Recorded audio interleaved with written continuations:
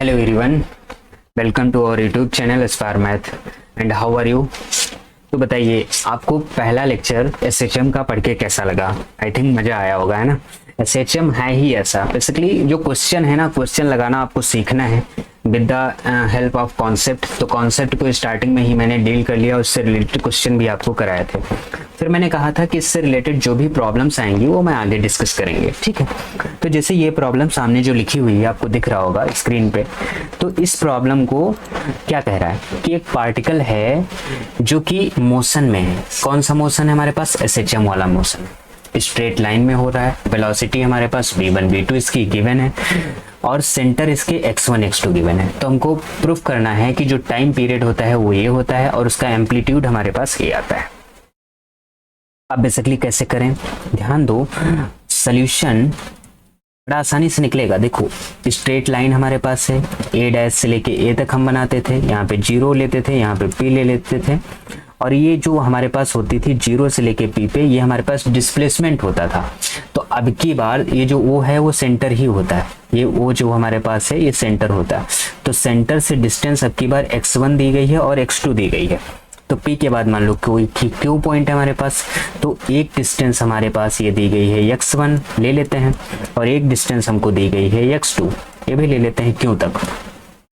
इसमें तो कोई समस्या नहीं है। और दूसरा हमको एम्पलीट्यूड तो पता है आपको, सेंटर से लेके लास्ट वाले पॉइंट तक हमारे पास क्या रहता है? एम्पलीट्यूड। तो हमको ये जो एम्पलीट्यूड है ये वो उसको ये बताना है कि ये एम्पलीट्यूड होता है और ये बताना है कि टाइम पीरियड आता है। क्लियर और नॉट? बताइए, समझ में आया? क्वेश्चन समझ में आया कि क्या कह रहा है? Very good. नाउ वो हमारे पास फिक्स्ड पॉइंट होता है, सेंटर होता है। जैसे मैं कुछ और विदाउट लॉस ऑफ जनरलिटी मैं डायरेक्ट लिखता हूँ एट पॉइंट पी पे जो x का होता है डिस्प्लेसमेंट, उसका काम अब की बार x1 कर रहा है और उसके लिए वेलोसिटी हमको उसके करस्पॉन्डिंग ना, वेलोसिटी हमको क्या दी गई है? v1 और v2, ये जो यहाँ पे लिखा हुआ आपको दिख रहा होगा। तो v हमने v1 कंसिडर कर लिया और हमको वेलोसिटी की इक्वेशन पता होती है। क्या होती है? v square is equal to mu bracket में a स्क्वायर माइनस का x स्क्वायर, यही होता है। इसको इक्वेशन 1 मान लो। अब इसमें पुट कर दो, v की जगह पे v1 रख दो, म्यू a स्क्वायर और x की जगह पे x1 स्क्वायर रख दो। इसको इक्वेशन तुम 2 कर दो। नाउ सेम काम हम करेंगे एट पॉइंट Q के लिए।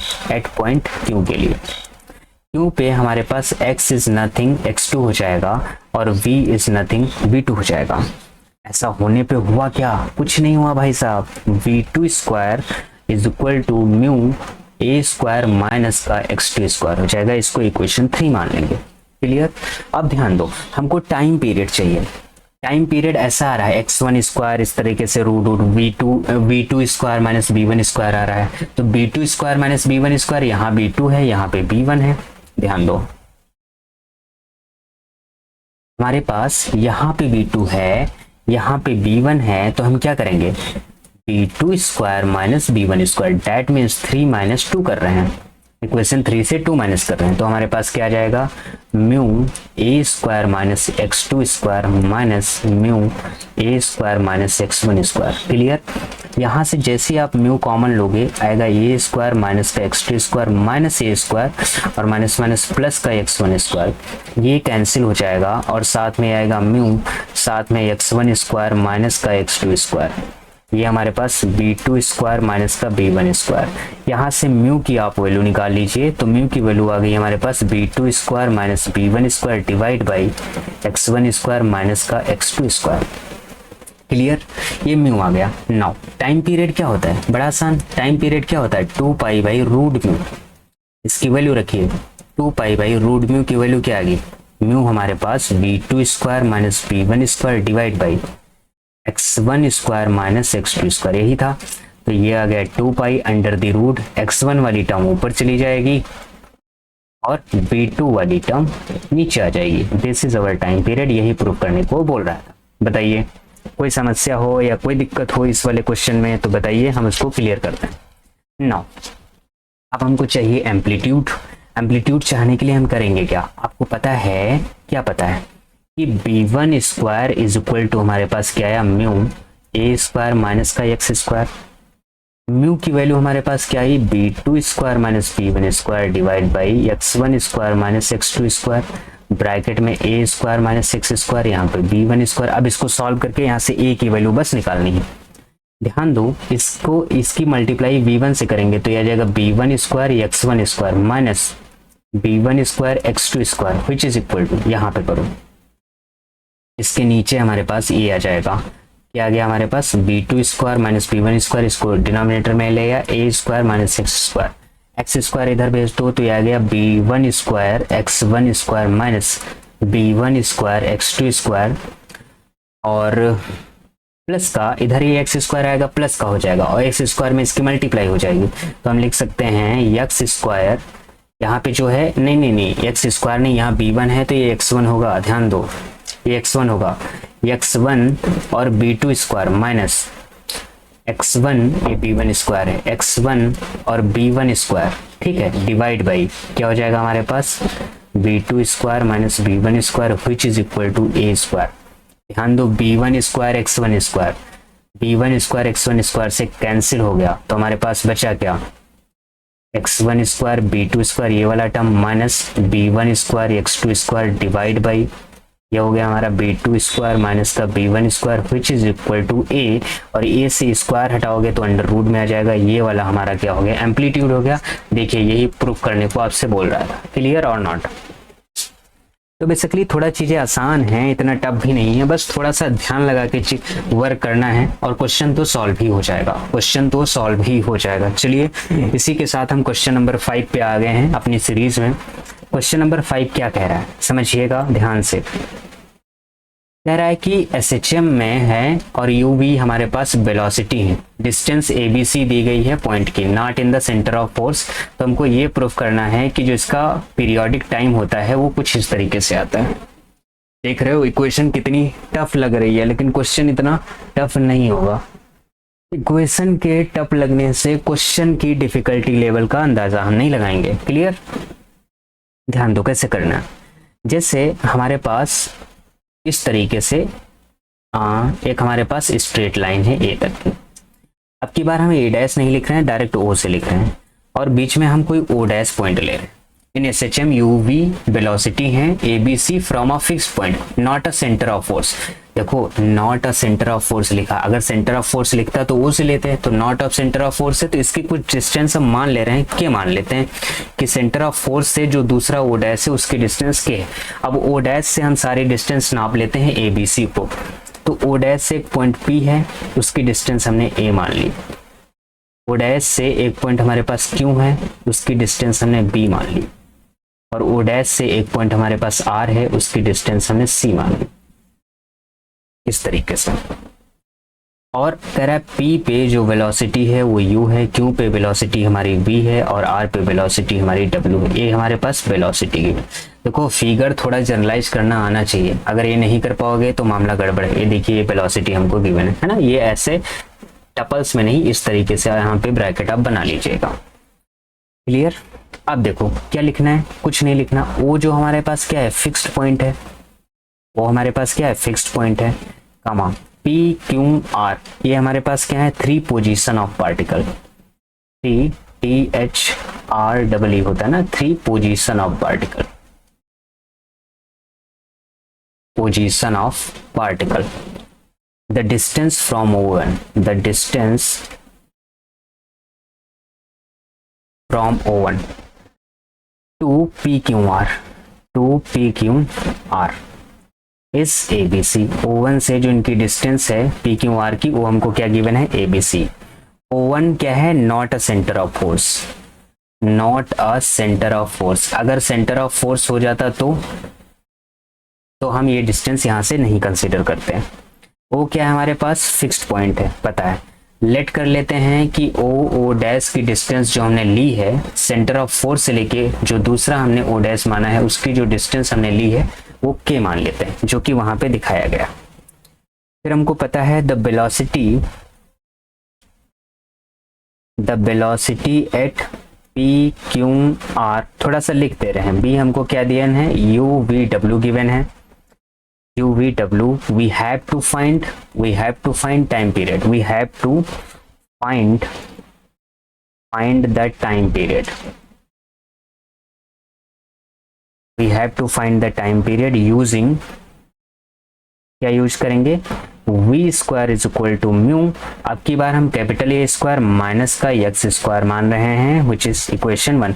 कैपिटल ए इसलिए मान रहे हैं क्योंकि अब की बार डिस्प्लेसमेंट ही स्मॉल ए दे दिया है, तो वहां पे क्वेश्चन को सॉल्व करने में कुछ थोड़ी सी समस्या हो सकती है, इसलिए हमने इसको ऐसा कंसीडर आउट कर लिया है। बताइए, इसमें तो कोई समस्या नहीं है। ऐसा करने पे हुआ क्या, अब एट पॉइंट ए की तरफ चलते हैं। एट पॉइंट पी पॉइंट पे था क्या, स्मॉल वी हमको वेलोसिटी u दे के रखा है, पीछे बताया था, और x जो है हमारे पास डिस्प्लेसमेंट कितना हो जाएगा, डिस्प्लेसमेंट हम यहाँ से यहाँ तक का कंसीडर करते हैं और k प्लस ए हो जाएगा। डिस्प्लेसमेंट हमारे पास क्या हो जाएगा, a प्लस के। देखो एक को सॉल्व करते हैं, बाकी सबको ऐसे ही लिख लेंगे। तो हमारे पास v की जगह पे u स्क्वायर आ जाएगा, म्यू, यहाँ पे a स्क्वायर लिया था माइनस, x की जगह पे हमारे पास क्या आ जाएगा, a प्लस के का होल स्क्वायर। अब इसको क्या करिए, आप सॉल्व करिए। इसको जैसे ही सॉल्व करोगे u स्क्वायर बाई म्यू नीचे आ गया, ये आ गया हमारे पास a स्क्वायर माइनस का a स्क्वायर माइनस का k स्क्वायर माइनस का 2ak, इस तरीके से। तो यहाँ से सॉल्व होके आया u square upon mu plus का a स्क्वायर प्लस का k स्क्वायर प्लस का 2ak माइनस का a square which is equal to 0। Equation इसको हमने 2 कह दिया। ठीक है, आसान है थोड़ा सा, इतना भी टफ नहीं है जितना आप लोग बना लेते हैं चीजों को। सिमिलरली एट पॉइंट क्यों निकालिए, सिमिलरली एट पॉइंट क्यों पॉइंट पे क्या कहानी है, क्यों पॉइंट पे आपको जो वेलोसिटी है v वो b ही गिवन है, और x जो है अब की बार आपको b प्लस के गिवन है। तो जहां पे इसमें a लिखा उसे b से रिप्लेस कर दो, u है उसको v से रिप्लेस कर दो, तो ये आ जाएगा हमारे पास v square upon mu which is equal to b square plus a square plus 2bk minus का a square which is equal to 0। Equation 3 मान लिया इसको। अब सेम काम करेंगे एट पॉइंट आर के लिए हमारे पास जो वेलोसिटी है वो w है और x की वैल्यू है वो c प्लस के। तो हमारे पास v की जगह पे आ जाएगा w square upon mu which is equal to c square which is equal to c square plus k square plus 2ck minus का a square which is equal to 0। Equation number 4। अब क्या करेंगे, now eliminating हमको determinant चाहिए ना, determinant के लिए क्या करेंगे, 1 2k को कोफिशिएंट और k square minus a square है ना, इसका कोफिशिएंट लिखना है और 2k के कोफिशिएंट लिखना है, और बाकी जो बचा होगा उसको नॉर्मली हम ऐसे ही लिख लेंगे। ये देखो प्लस में आ रहा है तो इसको हमने इक्वल यहाँ पे कहा लगाया, ये प्लस होगा। देखो ऑनलाइन में थोड़ी सी गलतियां इस टाइप की हो जाती हैं क्योंकि कोई सामने बताने वाला नहीं बैठा है ना, इसलिए। अब ध्यान दो, इससे जो हम डिटर्मिनेट निकालेंगे वो हमको क्या मिलेगा, देखते हैं, आगे पेज हो तो करते हैं। जो डिटर्मिनेट आएगा तो हमारे पास इसमें देखो मैं बताता हूँ, थोड़ा सा यहाँ पे एक्सप्लेन करता हूँ।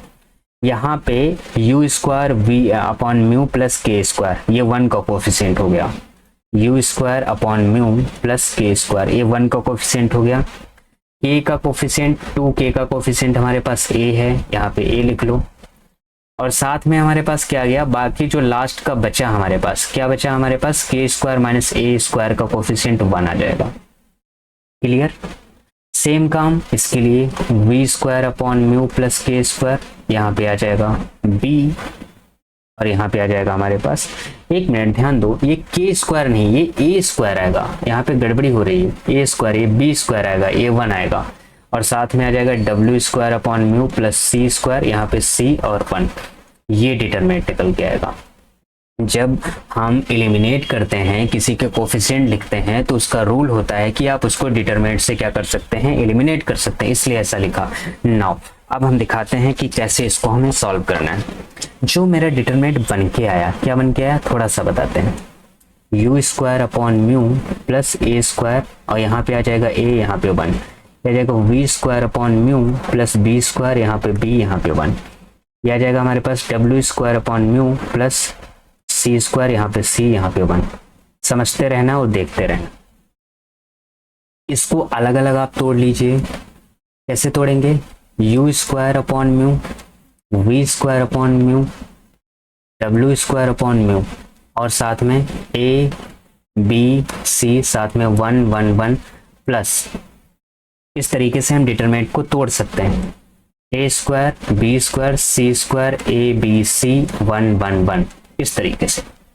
यहाँ पे आप क्या करिए 1/μ कॉमन ले लीजिए। जैसे ही आप कॉमन लोगे तो आ जाएगा यू स्क्वायर वी स्क्वायर डब्ल्यू स्क्वायर और साथ में ए बी सी 1 1 1 प्लस, ये हमारे पास वंडर वाल का हमारे पास डिटरमिनेंट, वंडर वाल का डिटरमिनेंट, इसके इक्वल में आप 0 मान लीजिए। तो 0 जैसे मानोगे तो इक्वल टू हमारे पास माइनस का दिस डिटरमिनेंट आ जाएगा, a square b square c square a b c 1 1 1।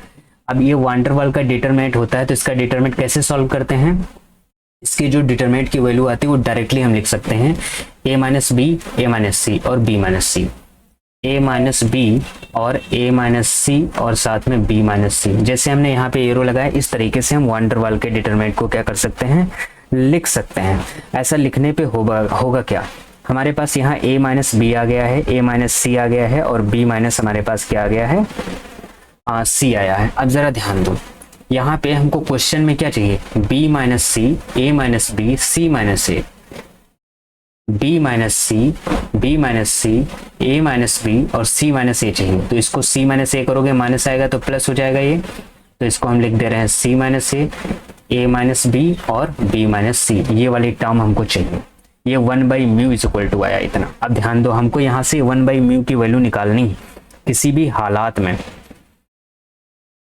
तो 1/μ की वैल्यू हमारे पास क्या आएगी, ये बेसिकली होता क्या है, टाइम पीरियड होता है 2 पाई अपॉन रूट म्यू। तो यहाँ से t square is equal to आ गया 4 pi square divide by mu. यहाँ से थोड़ा और सॉल्व करेंगे, t square 4 pi square which is equal to 1 क्या आ जाएगा हमारे पास म्यू। यहाँ से 1/μ की वैल्यू क्या आएगी, यहाँ से जब हम निकालेंगे 1/μ की वैल्यू, तो ये डिटरमिनेट जो है हमारे पास, ये वाला डिटरमिनेट, ये हमारे पास डिटरमिनेट उलट जाता है।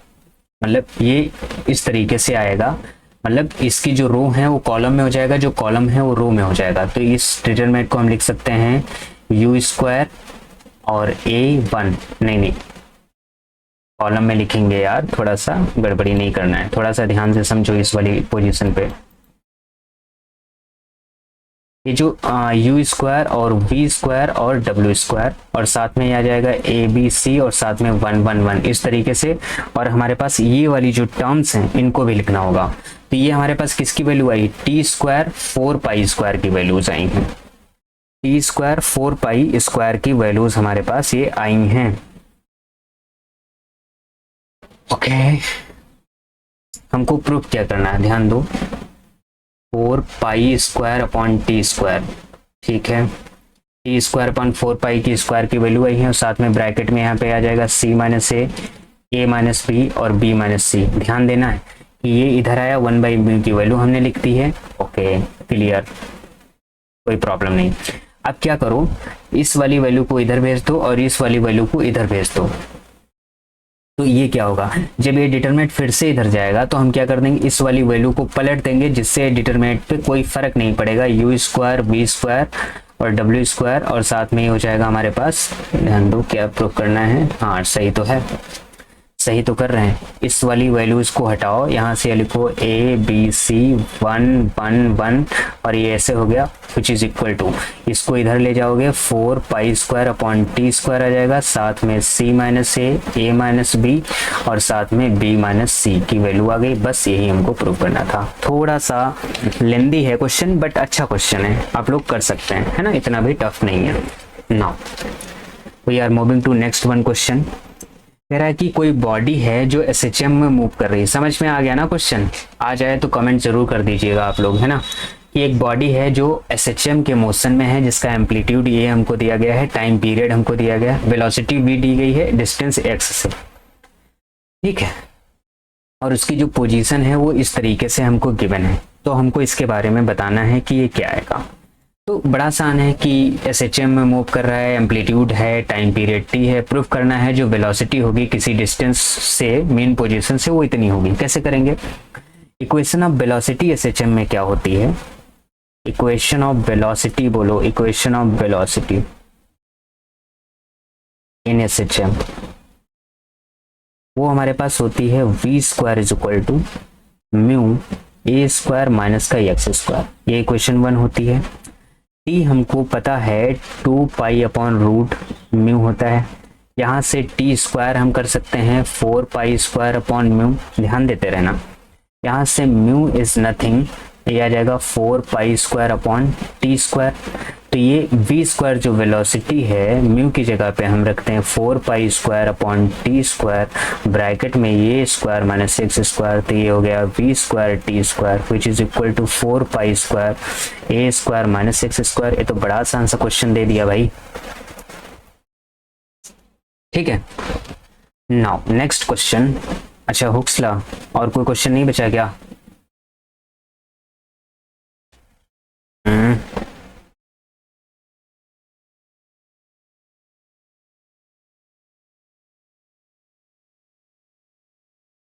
हाँ, एक ये वाला क्वेश्चन वैसे करने वाला है। The speed of a particle along the axis is given by the relation, also find the time period. हाँ, इसको कर लेते हैं। बाकी जो पीछे वाला क्वेश्चन आपको दिखा वो मैं बाद नेक्स्ट वाले लेक्चर में आपसे डिस्कस करेंगे, ठीक है। तो परेशान नहीं होना है।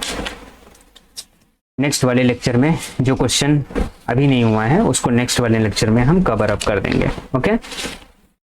So don't be panic. सारे क्वेश्चन होंगे यार, सारे क्वेश्चन करेंगे, इसीलिए तो बैठे हैं कि आपके क्वेश्चन सॉल्व करें हम। बेसिकली हमने कहा था ना इस टाइप से वी में आपको रिलेशन दे तो स्टार्टिंग में ही आपको एक्स के रिस्पेक्ट में इसको क्या करना होता है, डिफ्रेंशिएट करना होता है। तो हमारे पास ये आ जाएगा 2v dv बाई dx, और हमारे पास ये आ गया n स्क्वायर, ये आ जाएगा 8b माइनस का 2 ऑफ एक्स, 2 4 8 और 2 से कैंसिल। इसको हम लिख सकते हैं d2x by dt square which is equal to, ये आ गया हमारे पास n स्क्वायर 4b माइनस का x आ जाएगा। नाउ माइनस कॉमन लो तो ये आ जाएगा n स्क्वायर x माइनस का 4b, इस तरीके से आ जाएगा। अब क्या करो, इसको कंपेयर करो। कंपेयर किससे करना है, d2x बाई dt स्क्वायर, ये होता है माइनस का म्यू x। यहाँ से म्यू की value is nothing, n square आ गया। तो टाइम पीरियड हमारे पास क्या होगा, बस खत्म, 2 पाई बाई रूट म्यू। यह जाता है 2 पाई बाई म्यू की वैल्यू हो गई n स्क्वायर, तो 2 पाई बाई हमारे पास क्या आ जाएगा n। तो टाइम पीरियड क्या आ गया हमारे पास, 2 पाई बाई n आ गया। और यहाँ से आपको क्या पता चला, बस हो गया। ये हमारे पास क्या निकल के आ गया, टाइम पीरियड भाई साहब निकल के आ गया। अब इसके बाद थोड़ा सा इस वाले क्वेश्चन को बताएंगे, परेशान नहीं होना है।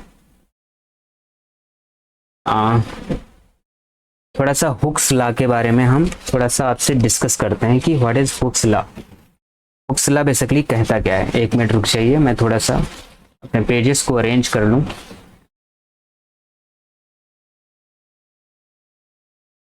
कि ताकि आपका कोई भी क्वेश्चन जो है छूटने ना पाए, क्योंकि छूट जाएगा तो समस्या होगी, है ना। और इतनी मेहनत से ढूंढ के आपको क्वेश्चन दे रहे हैं तो थोड़ा सा आप लोग भी ध्यान दीजिए, है ना। सब्सक्राइबर वगैरह बढ़वाइए, थोड़ा सा हेल्प कीजिए आप लोग भी, है ना। अगर हम आपको कुछ क्वेश्चन दे रहे हैं तो कुछ सोच के ही दे रहे हैं कि हमारा भी थोड़ा सा भला होगा। अगर भला नहीं होगा तो अब की बार दे रहे हैं, अगली बार बंद कर देंगे, फिर एडवांस अलजेब्रा में बैठ के रोएंगे आप लोग, ठीक है। खूब पैसे लगा के जाके कोचिंग्स में पढ़ेंगे। हुक्स लॉ बेसिकली क्या होता है, आपको जैसे एक इलास्टिक स्ट्रिंग दी जाए ना, कि कोई स्ट्रिंग है आपके पास इस तरीके से स्ट्रिंग, और इस स्ट्रिंग की लेंथ हमने पोजीशन मान दी एल है हमारे पास, और इसको थोड़ा सा खींचा आपने, खींच के इसकी लेंथ बढ़ गई। जब खींचा तो इसकी लेंथ हमारे पास क्या आ गई, बी आ गई। तो ये मान लो कोई पॉइंट ए है, ये कोई पॉइंट बी है, एक पॉइंट सी हमारे पास। हुक्स लॉ के बारे में जानते होंगे आप लोग। तो हुआ क्या, जो हमारे पास इन एलास्टिक स्ट्रिंग, मैं थोड़ा सा लिखूंगा आपको याद आ जाएगा। इन एलास्टिक स्ट्रिंग, इसमें होता क्या, जो स्ट्रेस होता है, स्ट्रेस वो डायरेक्टली प्रोपोर्शनल होता है किसके, स्ट्रेन के। और तो जब डायरेक्टली प्रोपोर्शनल है तो ऑब्वियसली ये जब हटेगा प्रोपोर्शनल साइन तो कांस्टेंट आएगा, कांस्टेंट लेमडा हमने मान लिया। अब यहाँ पे जो लेमडा है ना, ये क्या है, modulus of elasticity. Modulus of elasticity. ये क्या हमारे पास मॉडुलस ऑफ एलास्टिसिटी। तो स्ट्रेस को हम टी मान लेते हैं, टेंशन वही स्ट्रेस है ना, और लेमडा स्ट्रेन। दो लेमडा जो स्ट्रेन होता है, जो हमारे पास स्ट्रिंग होती है, स्ट्रिंग में change in length, change in length, जो स्ट्रिंग में लेंथ का चेंज होता है upon natural length, upon natural length. ठीक है, ये आ गया लेमडा। जो स्ट्रिंग में लेंथ का चेंज होता है वो हमारे पास बी गिवन है। देखो पहले तो वही थी, फिर थोड़ा सा वेट लगाया तो हमारे पास नीचे आ गई, और जो नेचुरल लेंथ है हमारे पास वो क्या है यल। तो यहाँ से टी इज इक्वल टू आ गया lambda times b by l. This is tension, दिमाग का टेंशन बोलो या दही का बोलो, जो भी बोलो, जो भी बोलना है आप बोल लीजिए। ये होता है हुक्स लॉ। ठीक है, अब इनसे रिलेटेड जो भी आगे के क्वेश्चन बचे हुए हैं उनको हम आगे करेंगे, फिर हम पढ़ेंगे मोशन अंडर ग्रेविटी। बहुत कुछ पढ़ना है, ठीक है, तो परेशान नहीं होना, आराम से चीज़ों को पढ़ेंगे, डिस्कस करेंगे, डील किया जाएगा आपसे। मिलते हैं आपसे नेक्स्ट लेक्चर में, तब तक के लिए बाय बाय। पढ़ते रहिए, मौज करते रहिए। ओके।